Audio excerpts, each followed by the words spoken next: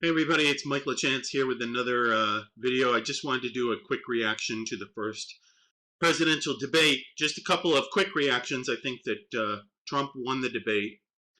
I think Joe Biden lost the debate, but I think the biggest loser of the night was Chris Wallace of Fox News. But I'll get into that in a few minutes. The first thing that I want to address is how this debate was sort of a boxing match right out of the gate, rather than a sort of polite conversation. And there are a lot of people on social media right now. I've been watching Twitter all night.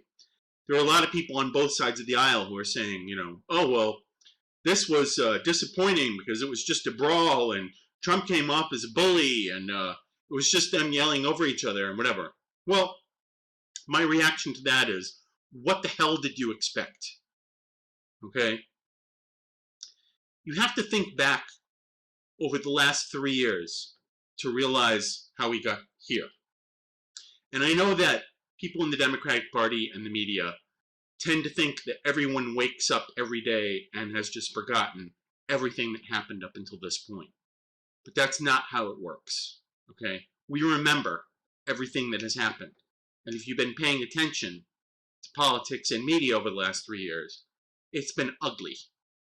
And it's been the Democrats and the media who have made it that way, okay? Think back. So over the past 3 years, what we've had is Democrats in the media accusing Trump of being a fascist, a racist, a xenophobe, of hating women, a sexist, a homophobic, you name it, everything. Anti-Muslim, the Muslim ban, remember that? The travel ban was called the Muslim ban, even though it wasn't a Muslim ban. Everything has been framed to make Donald Trump look like a horrible person. Everything has been negative. So, getting back to the debate and what kind of debate it was, let me just read you this tweet from CNN, because this sort of encapsulates where the sort of liberal media is right now. This, again, is from CNN tonight. Tuesday night's debate devolved into chaos and an unrelenting volley of personal attacks as President Trump derailed the night by repeatedly talking over former Vice President Joe Biden, who responded with jabs at the president. Well, guess what? Joe Biden talked over Trump, too. And Chris Wallace talked over both of them, but mostly Trump. Okay? So, again, you called Trump a racist, you called him a dictator, a fascist, everything in the book. And then you have the nerve tonight to say, well, he seemed like kind of a bully. What the hell did you expect? Think of what you've said to this man. Think of what you've said about him and his supporters. Why are you surprised? Don't act surprised. You are the reason we are where we are. You did this. You built this. Okay? You at CNN. I'm looking at you, CNN and MSNBC, and even some people at Fox News. You did this. You created this environment that we now live in. You did. Okay? And the Democratic Party, too. You accused the President of the United States, a duly elected president, of colluding with a hostile nation, conspiring with a hostile nation to basically take over the United States government in some nefarious plot. You tried to remove him from office. You tried to impeach him. You trotted out a psychiatrist from Yale who said that he should be forcibly restrained so that he can be examined for his mental fitness for office. These are things that actually happened, okay? And then you have the nerve to sit there and say, well, this was an awfully negative event. Do you even hear yourself? Okay, and then we've got Chris Wallace. Let's talk about Chris Wallace.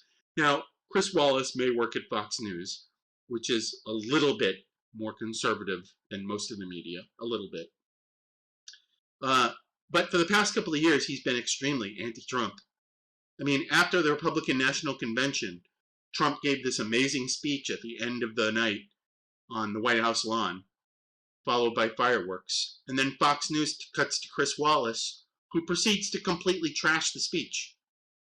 That right away should have been a clue that he wasn't fit to moderate a presidential debate between Trump and Biden.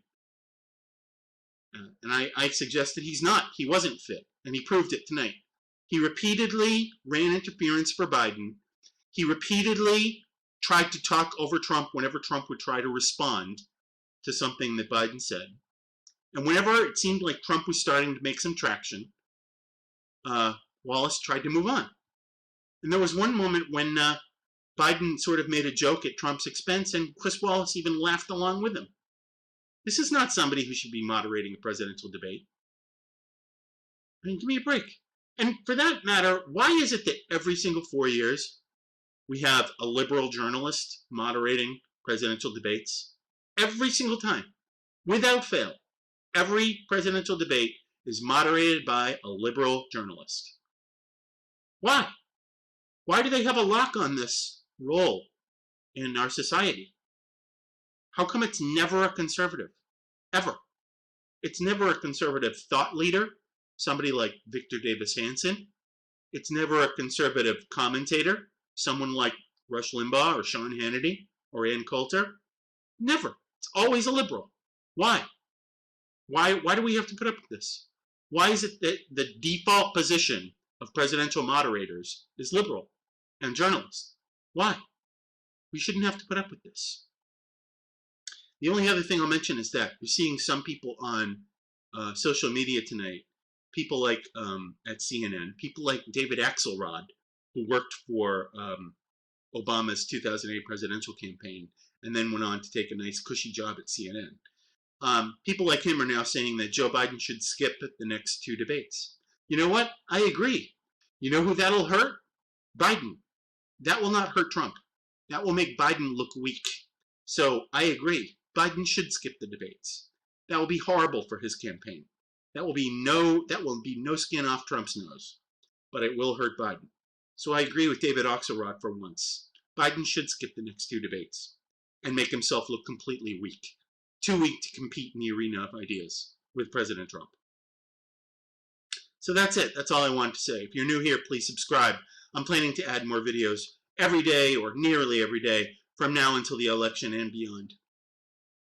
And the last thing I'll say is on this whole issue of negativity at the debate, I just want to recap and say to the media and to the Democrats, you caused this, okay? If you're upset or you're disappointed with the way that the debate worked out, you thought that Trump came out swinging a little too hard, tough. This is on you. You want to know why we are where we are? Look in a goddamn mirror.